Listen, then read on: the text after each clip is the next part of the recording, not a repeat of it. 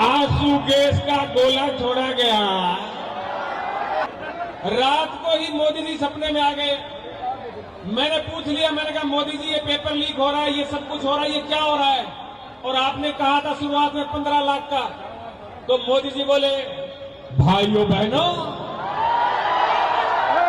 मैंने कहा था जब मैं पीएम बनूंगा तो सबके खाते में 15-15 लाख रुपए आएंगे।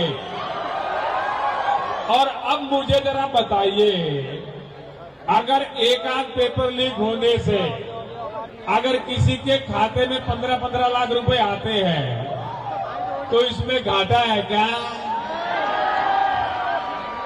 मैं सत्ता में रहा हूं, मुझे पता है कैसे क्या होता है। मैं अगर सत्ता में होता तो ये युवाओं को यहां से बिखरने पकड़ने नहीं देता। ये भारत माता की, भारत माता की, वंदे वंदे इंकलाब। दोस्तों, मैं आपको एक चीज जो आप बहुत मिस कर रहे हो 12 सालों से, जो मोदी जी 2014 में थे वो आज भी हम मिस कर रहे हैं, पता नहीं कहां गायब हो गए। आज ये प्रोटेस्ट चल रहा होता और वो मोदी जी यहां पे होते 2014 वाले, तो क्या कहते? भाइयों बहनों, मेरे देश के युवा, भारत का भविष्य, मेरे भारत मां के लाल, इस प्रकार से जंतर मंतर पर प्रोटेस्ट करते देखता हूं तो मुझे पीड़ा होती है।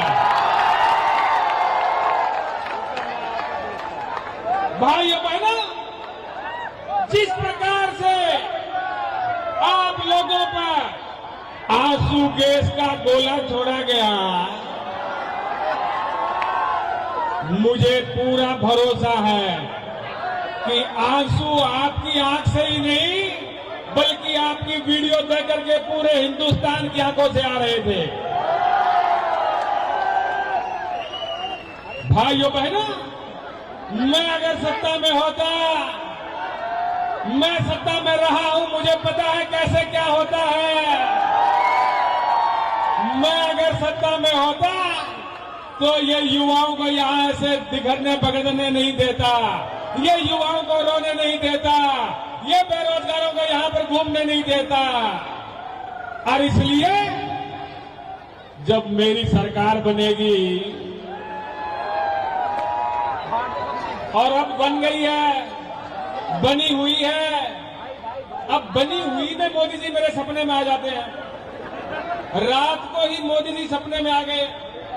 मैंने पूछ लिया, मैंने कहा मोदी जी ये पेपर लीक हो रहा है, ये सब कुछ हो रहा है, ये क्या हो रहा है? और आपने कहा था शुरुआत में 15 लाख का। तो मोदी जी बोले, भाइयों बहनों,